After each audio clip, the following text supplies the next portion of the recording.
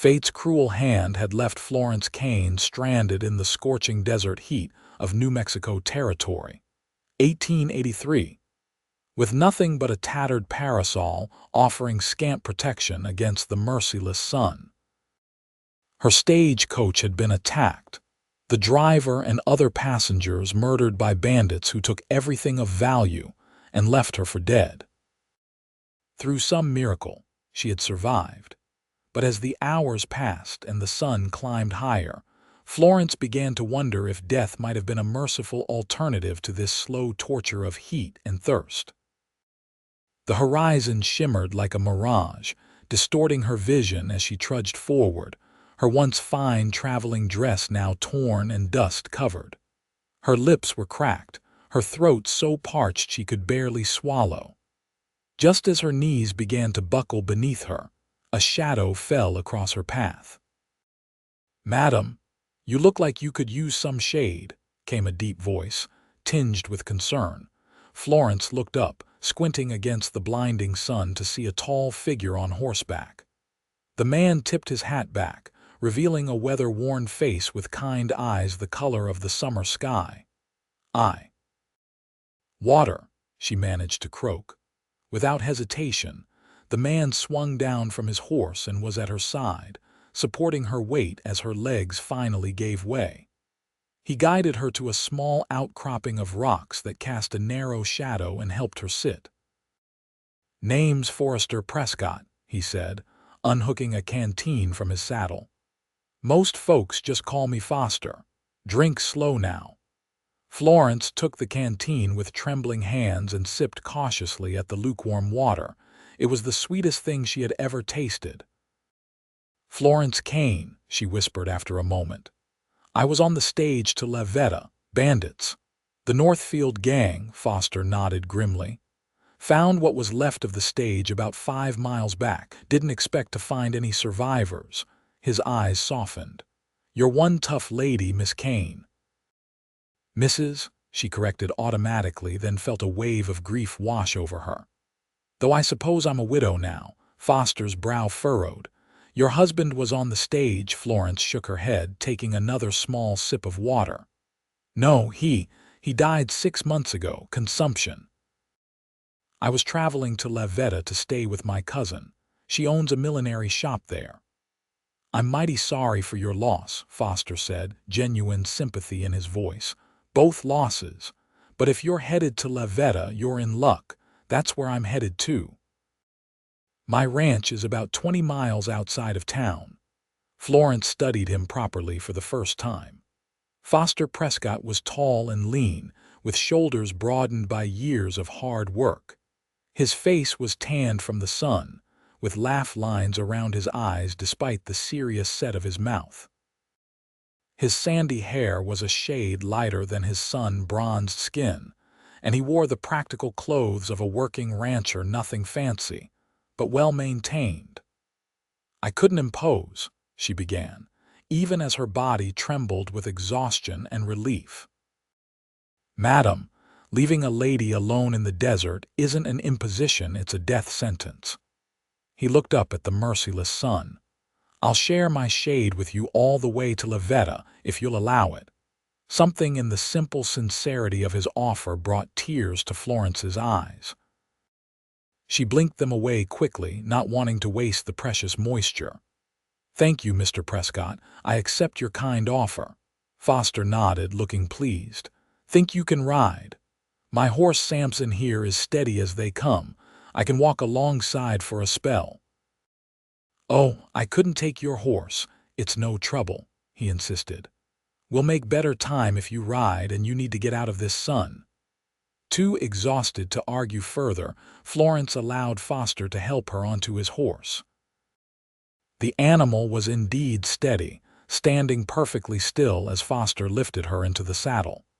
He adjusted his hat to shield her face from the sun, leaving his own head exposed to the brutal heat. "What about you?" she asked, concerned despite her own predicament. Foster gave her a smile that transformed his serious face. "Don't worry about me, Mrs. Kane. I've spent half my life under this New Mexico sun. I've grown fond of her, even when she's being unkind. As they set off, Florence riding and Foster walking alongside, leading the horse, she couldn't help but marvel at the twist of fate that had brought this kind stranger into her path, just when all hope seemed lost. They traveled slowly through the afternoon heat, Foster setting a pace he could maintain while walking. He kept up a steady stream of conversation, telling her about his ranch, the Circle P, and the small herd of cattle he was building. His words were a welcome distraction from the heat and the trauma of the stagecoach attack. "Were you born in New Mexico territory, Mr. Prescott?" Florence asked, grateful for the brim of his hat shielding her from the worst of the sun's glare. "Please call me Foster," he said. "And no, I came west after the war. Served with the Union Army, though I was just a boy when I enlisted.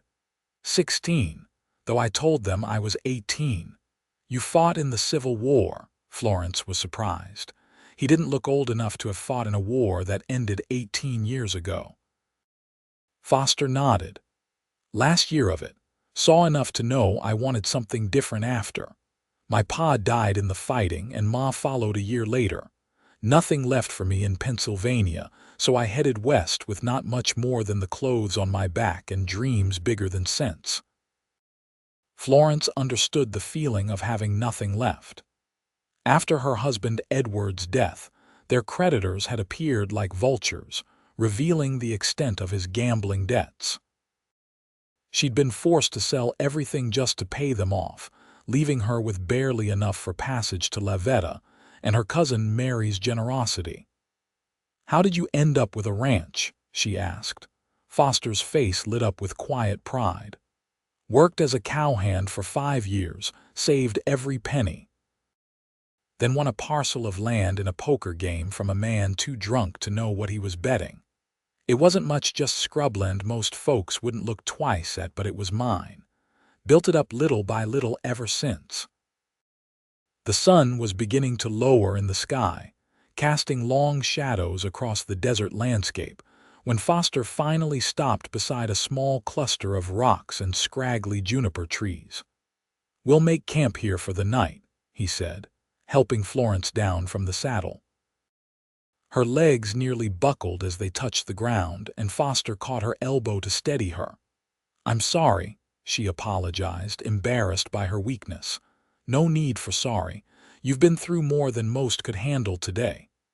His voice was kind but matter-of-fact. "Rest here while I get a fire going." Florence sank gratefully onto a flat rock, watching as Foster efficiently unpacked his saddlebags and gathered what meager kindling could be found.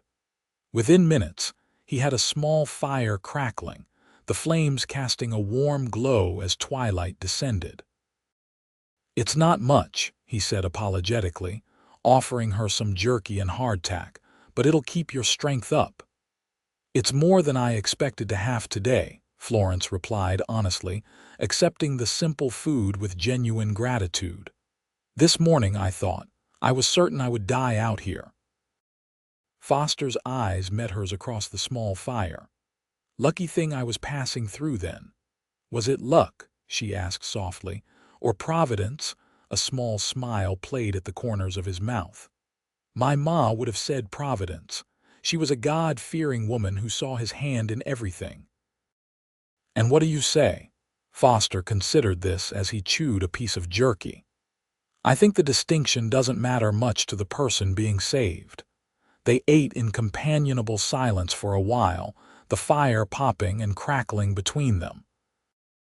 As darkness fully enveloped them, the desert transformed. The oppressive heat gave way to a surprising chill, and the sky above became a vast canopy of stars, more brilliant than Florence had ever seen. "It's beautiful," she breathed, looking up in wonder.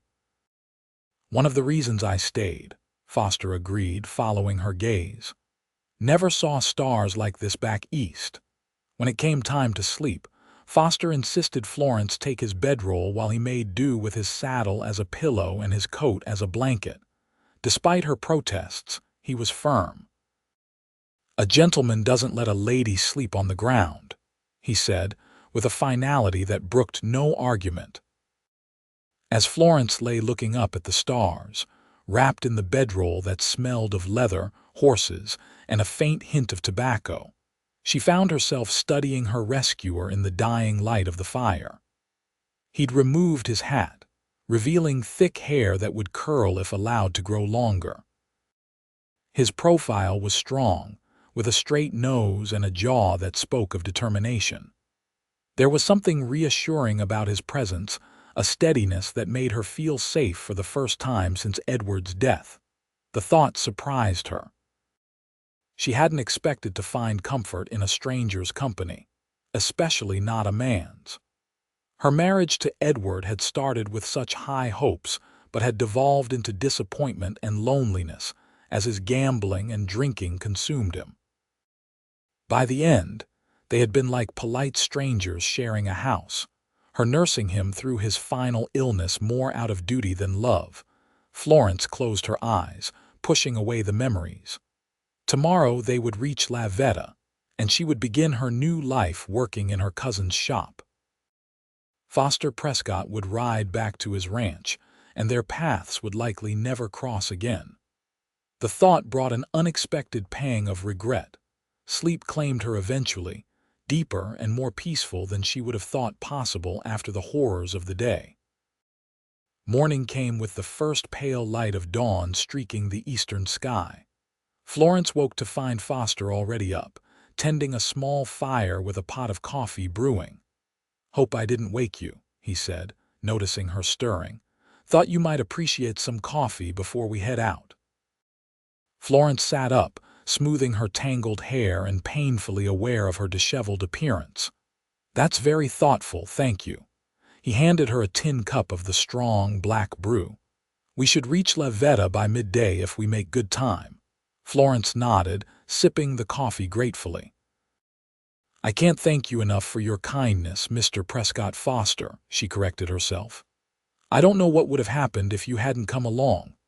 "No need to dwell on what didn't happen," he said practically, but his eyes were kind. "Besides, I'm glad for the company. Gets lonely out here sometimes." They broke camp quickly after breakfast, which consisted of more hardtack and the last of the jerky. This time, despite Florence's insistence that she could walk, Foster would not hear of it. "We need to make good time, and you're still recovering," he said, helping her onto Samson's back once more. "Besides, you're light as a feather. Samson here has carried loads 3 times your weight without complaint." The morning passed pleasantly as they traveled, the landscape gradually changing from open desert to rolling hills, dotted with scrub oak and pinyon pine. Foster pointed out landmarks and shared stories of his years in the territory encounters with wildlife, the challenges of ranching in such an unforgiving land, and the characters he'd met along the way. Florence found herself laughing at his dry humor and impressed by his resilience. Here was a man who had carved a life out of nothing through sheer determination and hard work. "What about you, Mrs. Kane?" he asked eventually. "What's your story, if you don't mind my asking?" Florence hesitated. Her story felt small and disappointing compared to his adventures. "There's not much to tell. I grew up in St. Louis. My father was a clerk at a mercantile. I married Edward Kane when I was 19. He worked for a shipping company. We were comfortable." She chose her words carefully, reluctant to speak ill of the dead or reveal the full extent of her husband's failings. "Until he fell ill," Foster supplied sympathetically. "Yes, consumption takes its toll slowly. It was difficult to watch." Florence stared at the horizon, memories of those final months flooding back the rattling cough, the blood-stained handkerchiefs. Edward's once robust frame withered to skin and bone. "After he passed, I discovered we were deeply in debt. Edward had.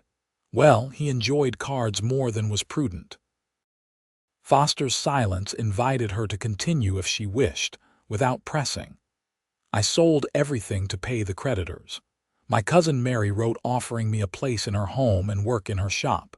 She's a widow too, though she's made quite a success of her millinery business." Florence smiled faintly. "I'm afraid my skills with needle and thread are mediocre at best, but Mary assures me I can learn." "I've no doubt you can," Foster said with such conviction that Florence felt a flush of pleasure at his faith in her abilities. "Anyone who survives what you did yesterday has more grit than most." As the sun climbed higher, the distant outline of buildings appeared on the horizon La Veta. Florence felt a curious mixture of relief and disappointment. Relief that her journey was nearly over, that safety and her new life awaited.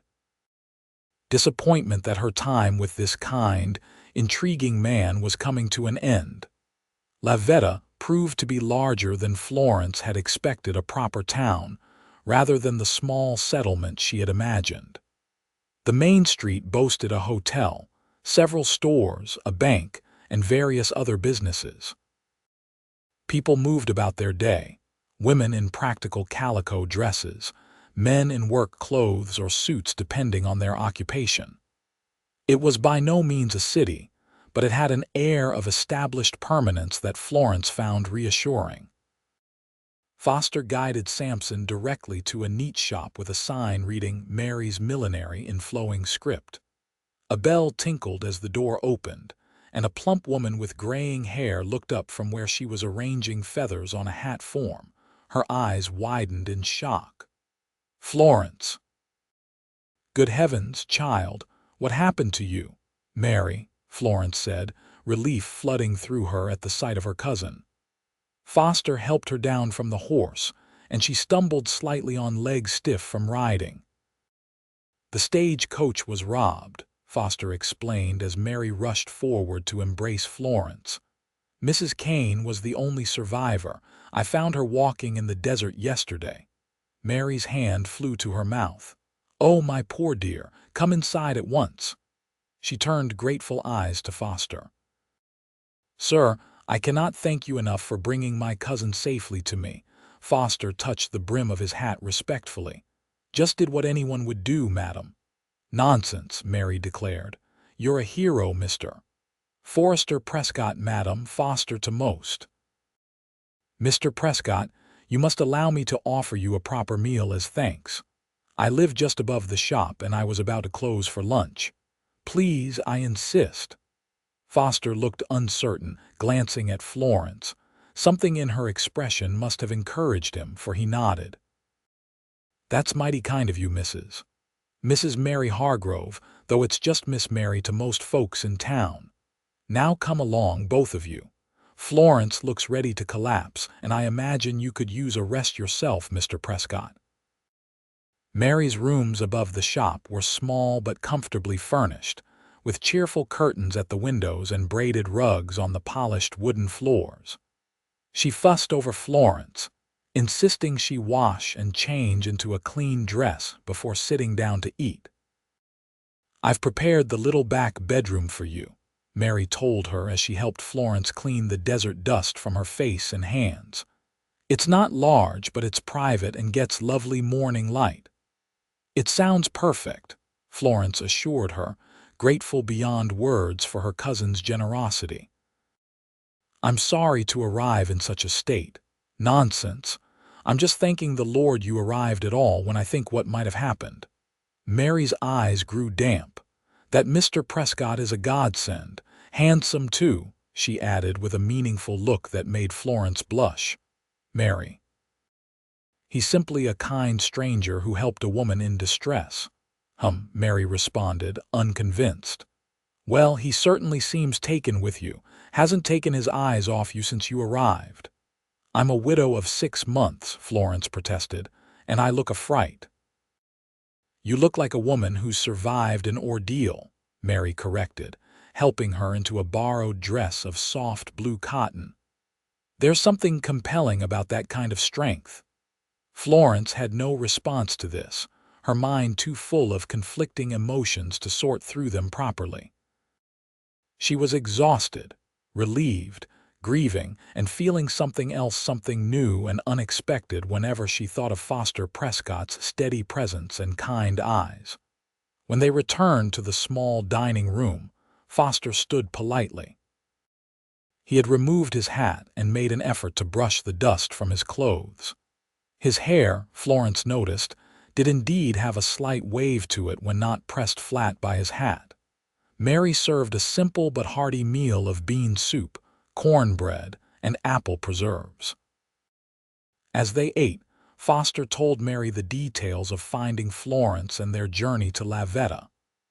"The stage was due yesterday morning," Mary said, her face grave. "When it didn't arrive, folks were concerned, but stagecoaches run late all the time. No one suspected." "Will there be a posse formed to catch these bandits?" "I expect Sheriff Jenkins will organize something once he hears the news," Foster replied. "The Northfield gang has been causing trouble across 3 territories. They're a bad bunch." "You seem to know a lot about them," Florence observed. Foster's expression darkened slightly. "They raided a neighboring ranch last spring, killed the owner when he tried to protect his wife, left her alive, but—" He trailed off, his jaw tightening. "They're animals, not men." A heavy silence fell over the table. Florence shivered, realizing anew how fortunate she had been. The bandits had ignored her after taking her wedding ring and the few dollars she'd carried, assuming she would die in the desert heat. "Well," Mary said briskly, breaking the somber mood, "what matters is that Florence is safe now, thanks to you, Mr. Prescott." Foster shook his head modestly. "Just glad I was passing through that stretch of desert when I was. Don't usually take that route home." "Providence indeed," Florence murmured, remembering their conversation by the campfire. Their eyes met across the table, and something passed between them, a moment of connection that made Florence's heart beat a little faster. After the meal, Foster reluctantly announced that he should be getting back to his ranch. "Got hands that'll be wondering where I've disappeared to," he explained, "and livestock that won't feed themselves." "Of course," Mary said, "but you must come to Sunday dinner this week, I insist." "It's the least we can do to thank you properly." Foster looked to Florence, a question in his eyes. "Would that be agreeable to you, Mrs. Kane?" "I would like that very much," Florence replied softly. "And please, after all we've been through, I think you might call me Florence." A smile spread across Foster's face, lighting up his blue eyes. "Sunday it is, then. Florence." He said her name as if testing how it felt on his tongue, and she found herself warming at the sound of it. As he prepared to leave, Florence walked with him to where Samson waited patiently outside the shop. "I don't know how to thank you," she said, looking up at him as he adjusted his saddle. "Seeing you safe is thanks enough," he replied. Then, with a hint of mischief in his eyes, he added, "Though I'll admit I'm looking forward to Sunday dinner. Your cousin seems like a fine cook." Florence laughed, the sound surprising her. It had been so long since she'd felt light enough to laugh genuinely. "She is indeed. The best in St. Louis, and I suspect in La Veta as well." Foster mounted Samson with the easy grace of a man accustomed to spending his days in the saddle. Looking down at her, his expression grew serious. "I'm glad I found you, Florence Kane." "So am I," she replied simply. "More than I can say." He tipped his hat, then turned his horse toward the edge of town. Florence watched until he was just a distant figure on the horizon, feeling as though something important had ridden away with him.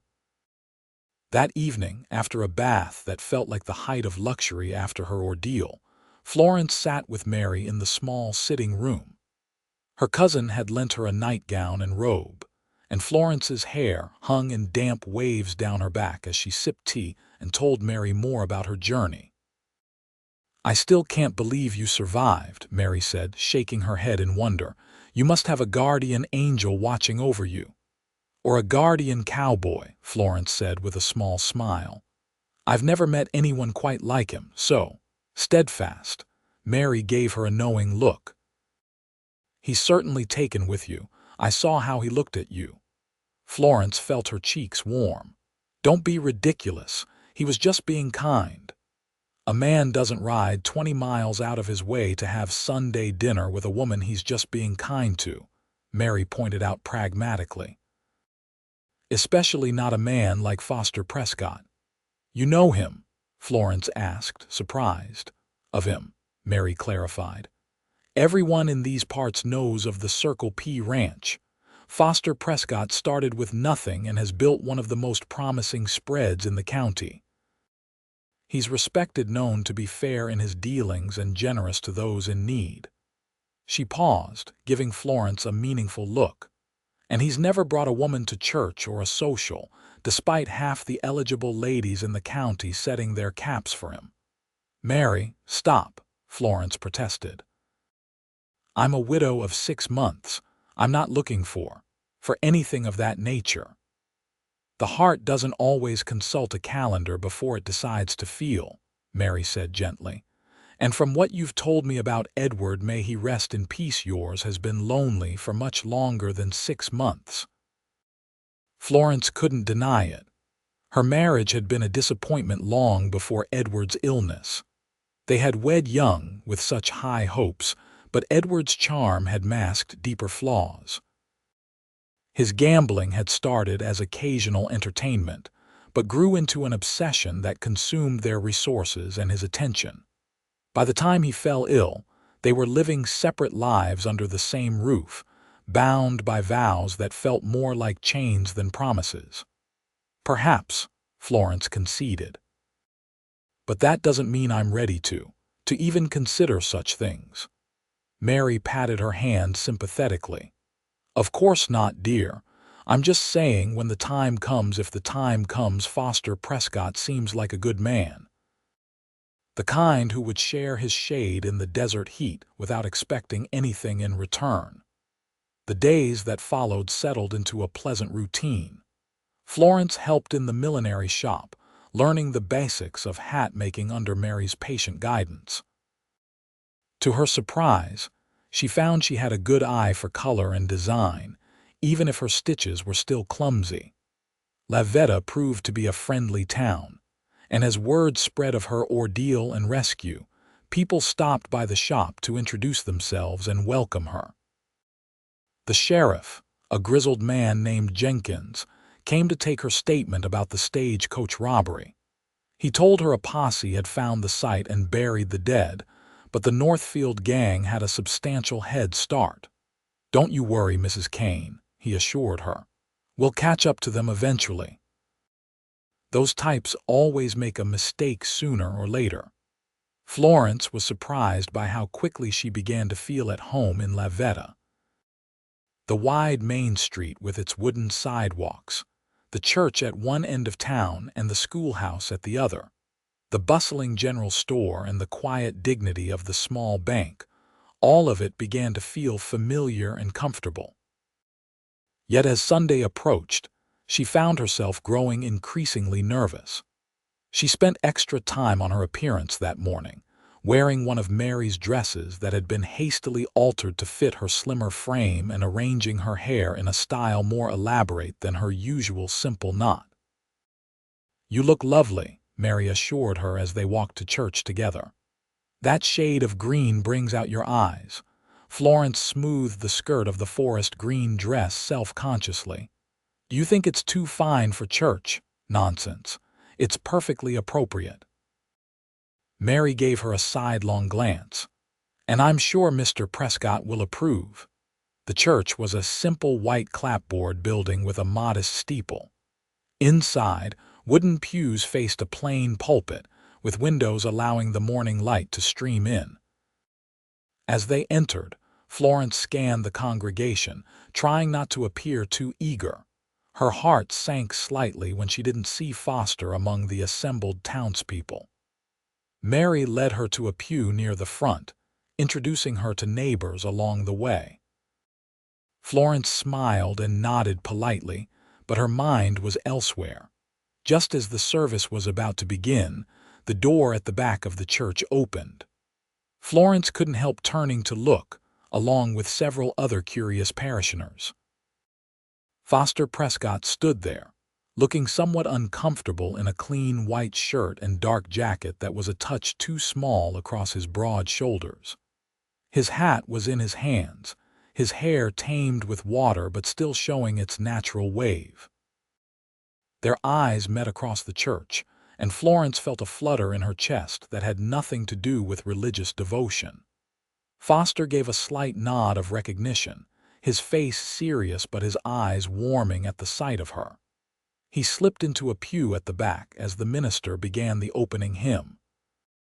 Throughout the service, Florence was acutely aware of Foster's presence behind her. She found it difficult to concentrate on Reverend Wilson's sermon about the Good Samaritan, though the parallels to her own recent experience were hard to miss. When the service ended, people filed out slowly, stopping to chat with neighbors in the bright September sunshine. Florence stood with Mary near the church steps, greeting those who came to welcome her to the community. She was keenly aware of Foster's tall figure standing a short distance away, waiting patiently. Finally, he approached, hat still in hand. "Miss Mary Florence," he greeted them with a respectful nod. "A fine service today." "Indeed it was," Mary agreed warmly. "I'm so glad you could join us, Mr. Prescott. You're still coming for dinner, I hope?" "Wouldn't miss it, madam," Foster assured her, his eyes flickering to Florence. "If the invitation still stands."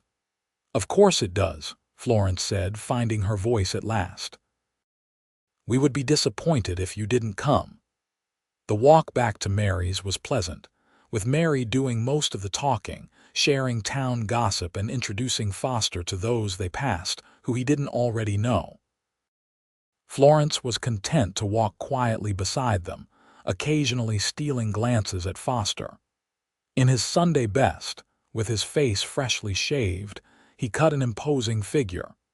Several young women they passed cast appreciative looks his way, but he seemed oblivious to the attention. Mary's Sunday dinner was indeed impressive: a roast chicken with all the trimmings, fresh bread, and a peach pie for dessert. As they ate, the conversation flowed easily, with Mary drawing out stories from both Florence and Foster. "So, Mr. Prescott," Mary said as she served the pie, "Florence tells me you built your ranch from nothing. That's quite an accomplishment for a young man." Foster looked embarrassed by the praise. "Just been fortunate, Miss Mary, and stubborn enough not to give up when things got tough." "How large is your herd now?" Mary inquired. "About 200 head," Foster replied. "Not large compared to some spreads, but growing. I'm focusing on quality over quantity, breeding stock that can thrive in these conditions." 200, Mary exclaimed. "That sounds substantial to me." "You must have several hands working for you." "Just 3 regular hands," Foster said. "Good men, all of them, and a cook who keeps us well fed, though nothing to compare with this meal, Miss Mary." Mary beamed at the compliment. "You're too kind. But I imagine it gets lonely out there, even with your men for company." Florence shot her cousin a warning look, recognizing the direction of her questioning, but Mary innocently busied herself with cutting the pie. If Foster noticed the gentle probing, he didn't show it. "It can be quiet," he acknowledged, "but there's always work to be done, and I've got a good dog for company on the coldest nights." "Still," Mary persisted, "a man needs more than work and a dog to make a home." "Mary," Florence murmured reprovingly. Foster's eyes crinkled with amusement. "You're right, of course, Miss Mary, but I've been busy building something worth sharing before thinking about who to share it with." "A sensible approach," Mary approved, "though sometimes the right person comes along when you least expect it." She gave Florence a significant look that made her want to sink through the floor. Thankfully, the conversation turned to other topics after that, with Foster asking about the millinery business and Mary explaining the seasonal nature of her trade.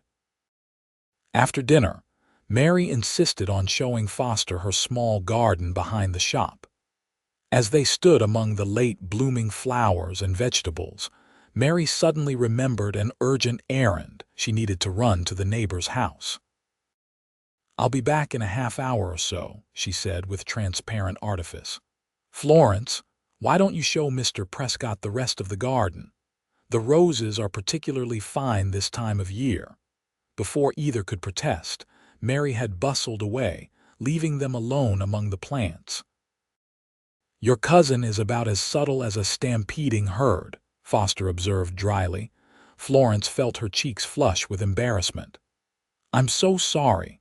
She means well, but no need to apologize," Foster assured her, his eyes crinkling with amusement. "It's kind of her to be concerned for your happiness." "And for yours, apparently," Florence said, managing a small smile. They walked slowly among the neat rows of vegetables and flower beds. The afternoon sun was warm but not unpleasant, casting a golden glow over everything. "How are you settling in?" Foster asked after a comfortable silence. "Is La Veta to your liking?" "Very much so," Florence replied honestly. "Everyone has been kind, and working in the shop keeps me busy. Mary is an excellent teacher, though I fear I'll never match her skill with a needle." "I'm glad to hear it." He hesitated, then added, "I've been thinking about you, wondering how you were faring after your ordeal." Florence glanced up at him, touched by his concern. "Better than I would have expected. I have nightmares sometimes, but they're becoming less frequent." She paused. "I find myself thinking of how fortunate I was that you happened to be passing by that particular stretch of desert on that particular day." "Providence," Foster said softly, echoing their earlier conversation. They stopped beside Mary's prized roses, their late-season bloom still vibrant against the adobe wall of the garden. "Florence," Foster began, his voice more serious now, "I know you're still adjusting to your new life here, and I understand that your husband's passing is still recent, but I was wondering if you might permit me to call on you sometime, properly." Florence's heart beat faster at his words. Part of her wanted to say yes immediately, while another part hesitated, bound by convention and uncertainty. "I know it's forward of me," Foster continued when she didn't immediately respond. "And if you'd rather not, I understand completely. Your friendship alone would be more than enough." The sincerity in his voice decided her. "I would like that very much," she said softly. "For you to call on me, that is." The smile that lit up his face made her glad of her decision. "Thank you," he said simply. "You've made me a very happy man." When Mary returned, looking altogether too pleased with herself, they were sitting on the garden bench, discussing the differences between Missouri and New Mexico plants. If she was disappointed not to find them in a more romantic tableau, she hit it well. Foster took his leave shortly after, citing the need to return to his ranch before dark. As he bid them farewell at the door of the shop, he took Florence's hand briefly in his. "Until next time," he said, his eyes conveying more than his words. "Until next time," she echoed, reluctant to release his hand. As promised, Foster began to call on Florence regularly.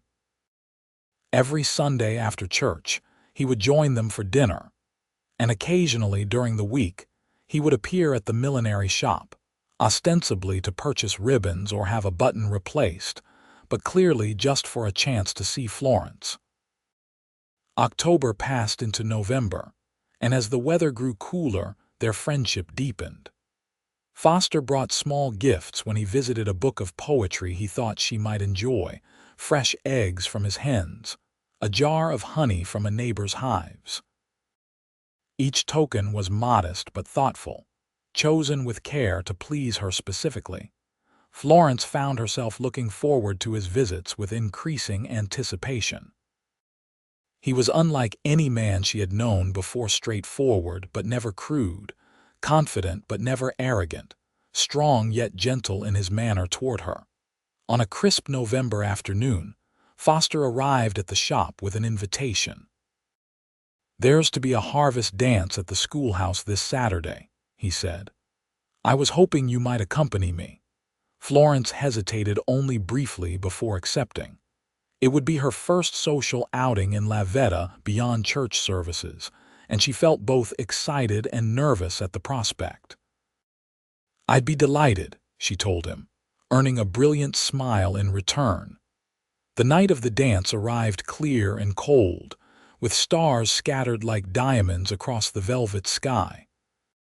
Foster came to collect Florence and Mary promptly at 7, looking handsome in a clean suit that fit him better than the one he'd worn to church, clearly new, purchased for the occasion. "You look beautiful," he told Florence quietly as he helped her with her shawl. She wore a dress of deep burgundy that Mary had helped her make, with a modest bustle and lace at the collar and cuffs. "Thank you," she replied, feeling a blush rise to her cheeks. "You look very handsome yourself." The schoolhouse had been transformed for the evening. Desks pushed against the walls to create a dance floor, paper lanterns hanging from the ceiling, and a small group of local musicians playing fiddle, guitar, and harmonica in one corner. Nearly everyone in town seemed to be there, from children running excitedly between the adults to elderly couples seated along the walls, tapping their feet to the music. As they entered, Florence was greeted warmly by the many people she had met during her weeks in La Veta. She was no longer just the survivor of the stage robbery, but Miss Mary's cousin who works at the millinery and, increasingly, Foster Prescott's lady friend. That last designation brought both pleasure and a flutter of uncertainty. Was that what she was? Foster had been nothing but respectful in his attentions, never presuming more than she offered, but there was no denying the growing attachment between them. "Would you care to dance?" Foster asked as the musicians struck up a lively tune. "I would," Florence replied, placing her hand in his outstretched one. Foster proved to be a surprisingly graceful dancer for a man who spent most of his days on horseback. He led her confidently through a Virginia reel and then a waltz, his hand warm and steady at her waist. During a break in the dancing, as they sipped punch from paper cups, Florence found herself the object of curious and sometimes envious glances from several young women. "I believe you've broken some hearts tonight, Mr. Prescott," she teased gently, nodding toward a group of girls who quickly looked away when Foster glanced in their direction. He looked genuinely puzzled. "What do you mean?" "It seems you're quite the eligible bachelor in these parts," Florence explained. "And here you are, dancing exclusively with the newcomer." Foster's expression cleared and he chuckled. "Is that so? Well, I can't say I've noticed much female attention before. Too busy with the ranch, I suppose." "Or perhaps too selective in where you bestow your attention," Florence suggested, feeling a surge of pleasure at the thought. Foster's eyes held her steadily. "Perhaps," he agreed. "Quality over quantity, as I said about my cattle." Florence laughed, delighted by the comparison. "Are you likening me to your livestock, sir?" "Never," he assured her with mock seriousness. "My cattle aren't nearly as good at conversation." His eyes twinkled with mirth, and Florence found herself laughing again, feeling lighter than she had in years. As the evening progressed, they danced several more times, talked with neighbors, and enjoyed the simple refreshments provided. During a particularly energetic polka, Foster led Florence outside for a breath of air. The night was cold but clear, the stars brilliant overhead. Foster draped his coat around Florence's shoulders without being asked, the gesture so natural it seemed almost unconscious. "Are you enjoying yourself?" he asked, standing close enough that she could feel the warmth radiating from him. "Very much," she assured him. "It's been a long time since I've danced. I'd forgotten how pleasant it could be with the right partner." In the silvery moonlight, Foster's face was cast in shadow, but she could see the gleam of his eyes as he looked down at her. "Florence," he said softly, "I know it hasn't been very long since we met, but I feel as though I've known you much longer." Florence nodded, understanding exactly what he meant. "I feel the same way. When I found you in the desert that day," he continued, "something told me my life was about to change. I just didn't realize how much or how quickly." Her heart beat faster at his words. "Foster, I'm not rushing you," he assured her quickly. "I know you're still healing in many ways. I just wanted you to know that my feelings for you are substantial and growing more so every day." Florence took a deep breath, gathering her courage. "As are mine for you," she admitted. "I didn't expect to feel this way again, especially not so soon. It frightens me a little." "What frightens you?" he asked gently. "How easy it would be to depend on you," she confessed. "After Edward died, I promised myself I would stand on my own, not rely on anyone else for my security or happiness." Foster nodded, understanding in his eyes. "Independence is important to you. I respect that." He paused, choosing his words carefully. "But there's a difference between dependence and partnership. I don't want someone to depend on me. I want someone to walk beside me, sharing both the burdens and the joys." His words resonated deeply with Florence. Edward had never seen her as a partner, only as a possession or, at best, a caretaker. The idea of a true partnership, of mutual respect and shared purpose, was both novel and deeply appealing. "I think I would like that," she said softly. "To walk beside you." Foster's face broke into a smile that outshone the moon. Slowly, giving her every chance to pull away, he leaned down and pressed his lips gently to hers.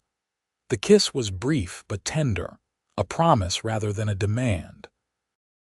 When he pulled back, Florence felt breathless, her heart racing with emotions too complex to name.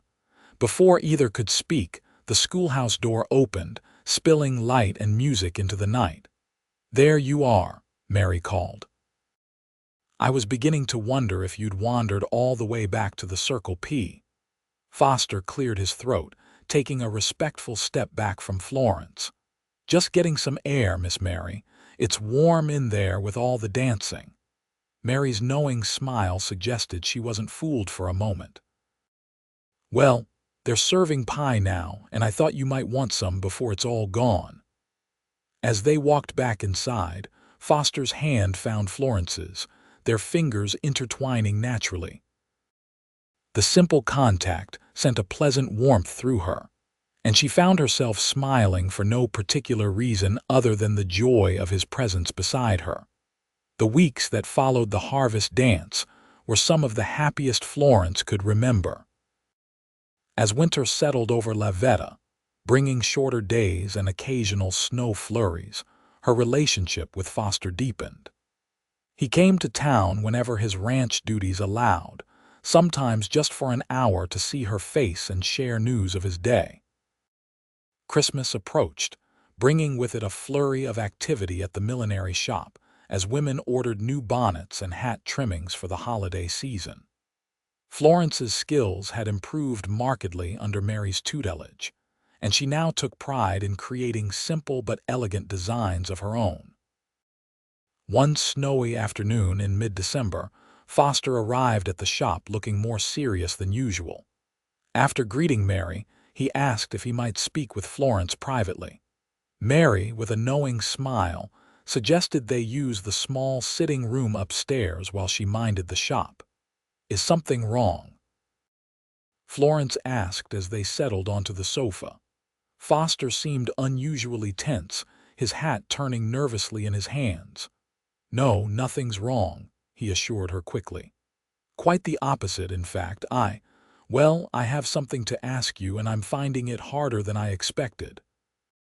Florence's heart began to race as she guessed what might be coming. "You can ask me anything, Foster." He took a deep breath, then reached into his pocket and withdrew a small box. "Florence Kane, these past months have been the happiest of my life. When I found you in that desert, I had no idea I was finding my own future as well." He opened the box, revealing a simple but beautiful ring with a small diamond that caught the winter light. "Would you do me the great honor of becoming my wife?" Though she had anticipated the question, the reality of it still took her breath away.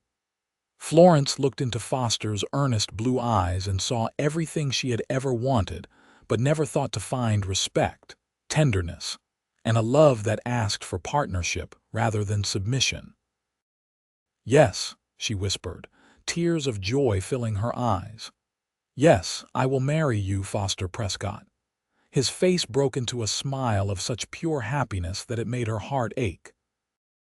With slightly trembling hands, he slipped the ring onto her finger, then leaned forward to kiss her a kiss full of promise and future joys. When they told Mary the news a few minutes later, she clapped her hands in delight and insisted on opening a bottle of blackberry wine she'd been saving for a special occasion. "I knew from the moment I saw you together," she declared as they toasted the engagement. "Some things are simply meant to be." They decided on a spring wedding, giving Florence time to feel truly settled in her new home and Foster time to prepare the ranch house for a woman's presence. The winter months passed in a pleasant blur of preparation and anticipation. Foster rode into town whenever weather permitted, sometimes staying overnight at the small hotel rather than risking the journey back to the ranch in darkness or bad conditions. During these visits, they talked for hours, sharing hopes and dreams, discussing practical matters of their future life together, and learning the thousand small details that make up a person's character. Florence discovered Foster's love of poetry, surprising in a man who spent his days among cattle and cowboys. Foster learned of Florence's secret ambition to write stories someday, a dream she had never shared with Edward. By the time April arrived, bringing wildflowers to the hills around La Veta, Florence felt she knew Foster better than she had known Edward after 5 years of marriage. There was an ease between them, a comfortable honesty that allowed for both agreement and respectful disagreement. Their wedding day dawned clear and mild, with a gentle breeze carrying the scent of spring blossoms. The ceremony at the little white church was simple but beautiful, with Mary's millinery shop closed for the day as the town turned out to witness the union of the respected rancher and the woman he had rescued from certain death. Florence wore a dress of ivory silk that she and Mary had worked on for months, with delicate embroidery at the bodice and tiny pearl buttons down the back. Foster, standing tall and proud at the altar, wore a new suit ordered specially from Denver, his usually tanned face slightly pale with emotion as he watched her walk toward him. "Dearly beloved," Reverend Wilson began, his voice solemn but warm as he looked out at the crowded church. "We are gathered here today to join this man and this woman in holy matrimony." As they exchanged vows, Florence's voice was clear and steady, her heart full to bursting with the certainty that this was right, that Foster was the man she was meant to find. When the Reverend pronounced them husband and wife, and Foster kissed her with reverent tenderness, the church erupted in applause and cheers. The celebration afterward, held in the town hall, was jubilant. There was dancing and feasting, with everyone contributing dishes to the communal tables. Foster's ranch hands had come to town for the occasion, dressed in their Sunday best and slightly uncomfortable among so many people, but clearly delighted for their boss. "Mrs. Prescott," Foster murmured in her ear as they danced a slow waltz, her head resting against his shoulder. "How does it sound?" "Perfect," Florence replied, looking up into the face of her husband, a word that now filled her with joy rather than duty. "Absolutely perfect." As the sun began to set, they took their leave amid good wishes and traditional teasing. Foster helped Florence into the wagon he had brought to town specially for the occasion, newly painted and lined with comfortable blankets for the journey to their home. The Circle P Ranch was indeed about 20 miles outside of La Veta, with the last few miles along a rutted track that wound through stands of pine and around rocky outcroppings. As they crested a final hill, Foster drew the horses to a halt. "There it is," he said with quiet pride. "Home." Florence looked out over the valley below. The ranch house was larger than she had expected, a substantial log structure with a wide porch wrapping around two sides. Several outbuildings surrounded it, a barn, bunkhouse, and what looked like a smithy. In the pastures beyond, cattle grazed peacefully, their forms dark against the green spring grass. "It's beautiful," she said sincerely, touched by the evident care Foster had put into creating this place. "It's not fancy," he cautioned as they continued down the hill, "but it's solid and warm. And I've made some improvements I hope you'll like." Those improvements became apparent as they approached. Flower beds had been freshly dug along the front of the house, though nothing was yet planted in them. The porch sported new rocking chairs, and as Foster helped her down from the wagon, Florence noticed fresh paint on the door and window frames. "Welcome home, Mrs. Prescott," Foster said, and before she could respond, he had swept her up into his arms. "Foster," she laughed in surprise. "What are you doing, carrying my bride across the threshold?" he replied with mock solemnity. "It's tradition." He kicked the door open gently and carried her inside, setting her down carefully in what proved to be a spacious main room with a large stone fireplace at one end. Florence looked around with delight. The furniture was simple but well made, with colorful quilts draped over the backs of chairs and a braided rug before the hearth. "This is wonderful, Foster," she said, turning to take it all in. "Truly." His eyes were warm as he watched her explore. "I want you to feel free to change anything you don't like. Make it your home, too." "Our home," she corrected gently, coming back to stand before him, "and it's already perfect." He drew her into his arms, and as the last light of day faded outside the windows, they began their life together with a kiss that held all the promise of their future. The first year of marriage brought both joys and challenges. Florence learned to cook for hungry ranch hands, to manage a household far from town, and to ride horseback with increasing confidence. Foster learned to compromise, to share decisions he had always made alone, and to express his feelings more openly than was his natural inclination. There were difficult times when Florence missed the easy companionship of Mary and the other women in town, when the isolation of the ranch pressed in on her. There were arguments, quickly resolved but teaching them both the art of apology and forgiveness. There were moments of doubt, when the differences in their background seemed insurmountable, but there were far more moments of happiness. Evenings spent reading aloud by the fire, Foster's deep voice bringing poetry to life. Mornings when Florence woke to find her husband already up, bringing her coffee in bed before he went to tend the cattle. Rides together across the ranch land, Foster pointing out improvements he planned or showing her a hidden spot where wildflowers bloomed in profusion. In the spring of their second year of marriage, as the mountains shed their snow and the valleys turned emerald with new growth, Florence shared news that brought tears of joy to Foster's eyes. "A baby," he repeated, his voice hushed with wonder as he placed a gentle hand on her still flat stomach. "Our baby. Due in November," Florence confirmed, covering his hand with her own. Just in time for Thanksgiving. Foster gathered her close, his embrace careful as though she had suddenly become fragile. "I love you," he whispered against her hair. "Both of you." The months of pregnancy passed, with Foster hovering between protective concern and boyish excitement. He insisted on hiring a woman from town to help with household chores, overrode Florence's protests that she was perfectly capable of continuing her normal activities, and began building a cradle in the evenings, working the wood with careful precision.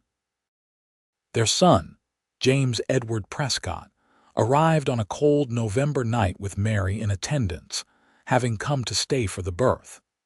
He was a robust baby with his father's blue eyes and a dusting of dark hair that Florence was certain would lighten to Foster's sandy shade as he grew. "He's perfect," Foster declared, holding his son with a mixture of awe and terror. "Absolutely perfect." "Of course he is," Mary agreed, watching the new family with satisfaction. "With you two as parents, how could he be anything else?" As James grew from infant to toddler, the Circle P prospered as well. Foster's careful breeding program paid dividends, with his cattle fetching top prices at market. He was able to hire additional hands, easing his workload and allowing more time with his family. The ranch house expanded to include a proper nursery and a small library where Florence could pursue her writing dreams in the quiet hours when James napped. In the spring of 1887, as they celebrated their third wedding anniversary, Florence and Foster sat on their porch watching the sunset. James played at their feet with wooden blocks, his childish chatter a pleasant background to the evening's peace. "Did I ever tell you," Foster said, his hand finding hers as they rocked side by side, "that the day I found you in the desert, I wasn't supposed to be anywhere near that trail?" Florence turned to him, curious. "No, I don't think you did. You mentioned you don't usually take that route." "I was on my way back from Colorado," Foster explained. "Had been to see a man about buying some bulls to improve our stock. The usual trail was 20 miles west, but something told me to go the long way that day." He squeezed her hand gently. "I fought against it at first, made no sense to add hours to my journey, but the feeling was so strong I couldn't ignore it." "Providence," Florence murmured, remembering their conversation by the campfire on that first night. "Providence," Foster agreed with a smile. "Or maybe just the best kind of luck." James toddled over to them, arms raised in silent request. Foster scooped him up, settling the boy on his lap, where he immediately began to play with the buttons on his father's shirt. "Either way," Florence said, watching her husband and son with a heart full of love, "I'm grateful every day that you decided to share your shade with a stranger in the desert heat." Foster leaned over to kiss her softly. "Best decision I ever made."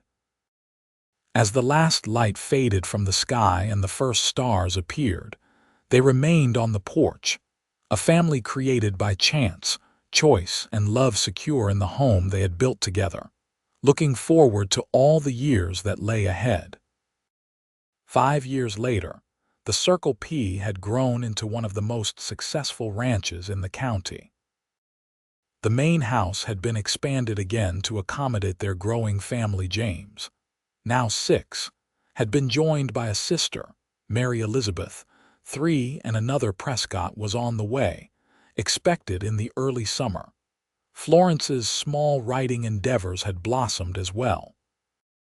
She had begun submitting stories to ladies' magazines and had enjoyed modest success, with several published and earning her a small income of her own. The tales were often inspired by the characters and landscape of her adopted home, bringing the beauty and challenges of Western life to Eastern readers.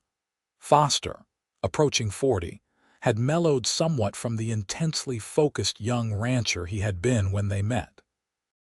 Success had allowed him to delegate more, though he still worked alongside his men when needed. His pride in Florence's accomplishments matched his pride in the ranch, and he had built her a proper writing desk beside the largest window in their bedroom, where the morning light was best. On the 10th anniversary of the day Foster had found Florence in the desert, they rode together to a special spot, a small mesa overlooking the ranch, where wildflowers carpeted the ground in spring, and the view stretched for miles in every direction. "Hard to believe it's been 10 years, Foster said as they spread a blanket on the ground for a picnic lunch. James and Mary Elizabeth had been left in the capable hands of Mrs. Sanderson, their housekeeper, giving the parents a rare day alone together. "Sometimes it feels like yesterday," Florence agreed, settling carefully onto the blanket, her pregnancy making her movements more deliberate.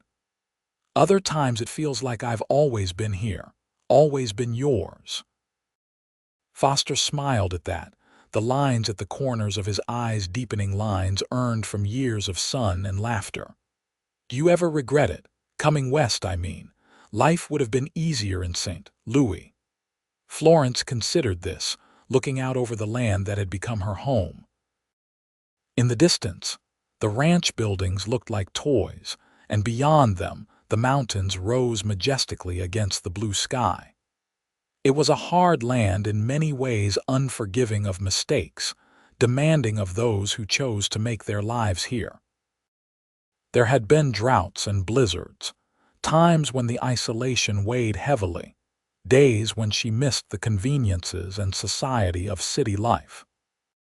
But there had also been sunsets that painted the sky in colors no artist could capture, nights so clear the stars seemed close enough to touch, and a freedom she had never known in her previous life. Most importantly, there had been Foster and their children, a family bound by love and shared purpose. "Not for a single moment," she answered honestly. "This is where I was meant to be, with you." Foster reached across the blanket to take her hand, his touch as gentle now as it had been on that first day, when he offered water to a desperate stranger. "I thank God every day for whatever impulse led me down that trail, for the chance to share my shade with the woman who would become my heart." Florence smiled, moving their joined hands to rest on her rounded belly where their third child grew. "And I thank God for the man who saw value in a half-dead woman with nothing to offer but gratitude." "You had plenty to offer," Foster corrected her tenderly. "I just didn't know yet what treasures I'd found in the desert." As they shared their simple picnic, talking of plans for the future and reminiscing about the past, Florence felt a deep contentment that went beyond happiness.